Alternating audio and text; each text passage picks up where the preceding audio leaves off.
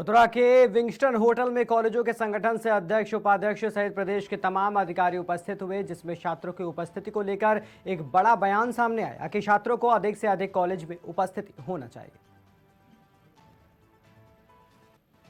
लोगों ने इस बारे में विचार विमर्श किया कि जो हमारे अधिकार हैं उन पर भी हम लोगों ने किया, जो हमारे दायित्व हैं समाज के प्रति उनके प्रति भी हमने चर्चा की और ये देखा कि हम अपनी संस्थाओं को और बेहतर करते हुए समाज के प्रति जो हमारा दायित्व है युवाओं को अच्छी शिक्षा देने का, उस पर कैसे कार्य करें।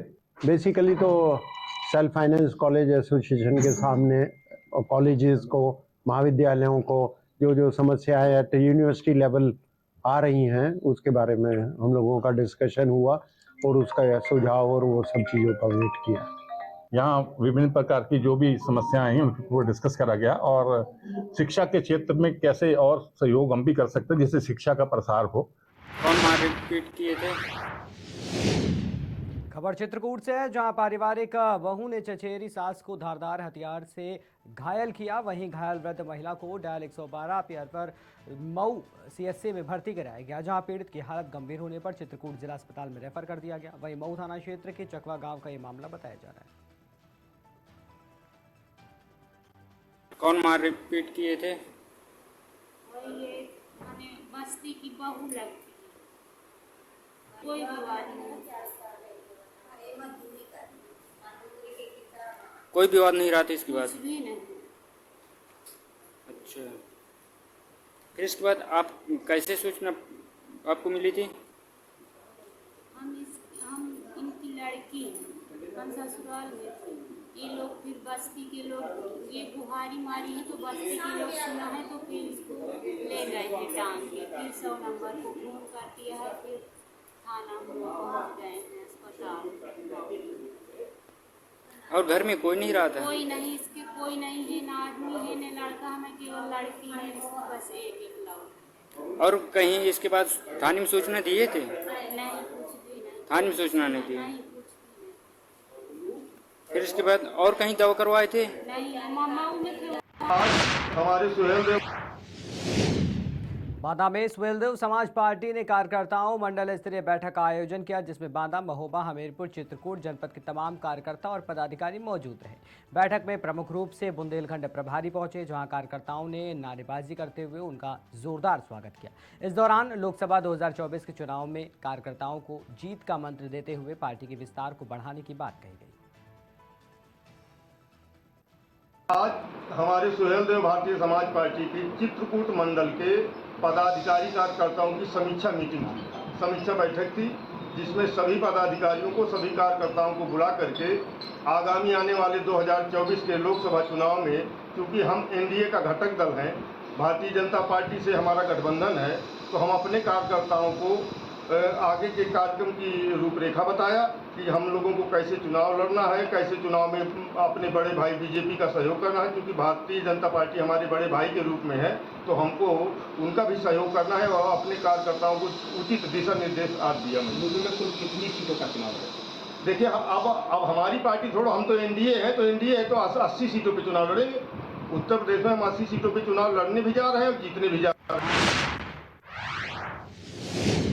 खबर बांदा से है, जहां संत रामपाल महाराज के द्वारा सत्संग का आयोजन संपन्न हुआ। वहीं सत्संग के बाद रमैनी यानी दहेज रहित विवाह का आयोजन किया गया, जहां मौके पर धीरेन्द्र दास मंडल सेवादार, जिला सेवादार कृष्णपाल दास समेत कई लोग भी मौजूद थे। यहाँ सत्संग के लिए मैं आया हूँ, यहाँ जो है सत्संग हो रहा है रामपाल महाराज के द्वारा। जी। तो ये देखिए, पहला तो उद्देश्य हमें जो मनुष्य जीवन मिला जी, उसका उद्देश्य ये है कि हम यहाँ क्यों आए हैं और हमको करना क्या चाहिए। जी, पहला तो संत रामपाल जी महाराज जी के ज्ञान के द्वारा जी, हमें ये पता चला कि हमारा मानव जीवन जी, जिस कार्य के लिए था वो कार्य हम कर रहे थे या नहीं कर रहे थे, जी, तो उनके ज्ञान के आधार से हमको पता चला कि यहाँ हमें जो है अपने जीवन को सफल बनाना है, न कि 84 लाख से बचने के लिए। ये उद्देश्य ही जो है सत्संग है और ये ज्ञान के आधार से हमें पता चला कि इस जीवन को अगर आप सफल बना सकते हैं तो ये ज्ञान की खबर जांजगीर चांपा से है, जहां के डाबाडीह गांव में अधेड़ की हत्या के आरोपी को पुलिस ने गिरफ्तार किया है और उसे न्यायिक हिरासत में जेल भेज दिया गया है। वहीं एडिशनल एसपी अनिल सोनी ने प्रेस कॉन्फ्रेंस में मामले की जानकारी दी।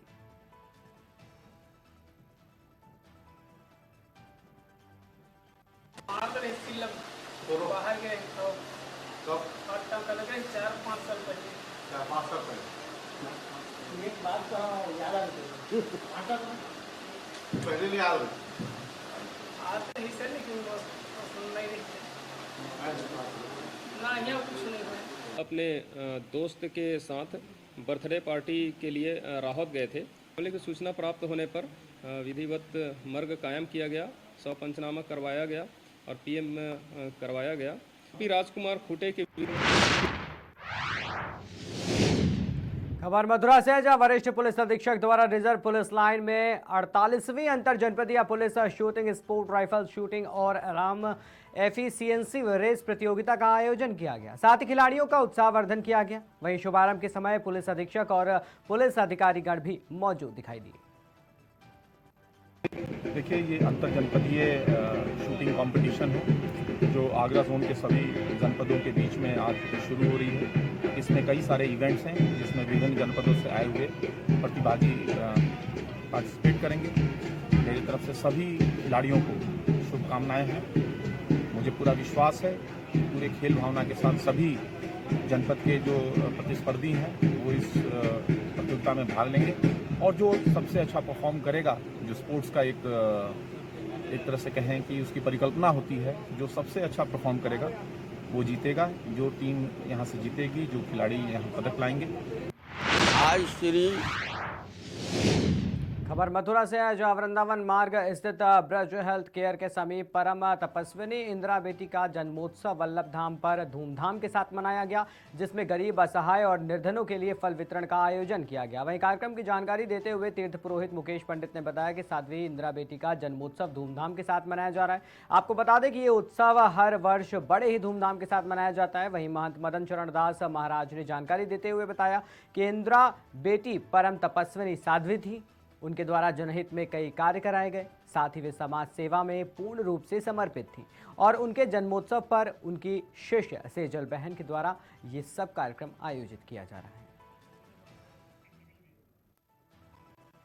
आज श्री 108 इंदिरा बहन जी के जन्म उत्सव पर उनकी शिष्या सेजल बहन की तरफ से श्रीधाम वृंदावन में फल, केला और सेब का वितरण किया जा रहा है।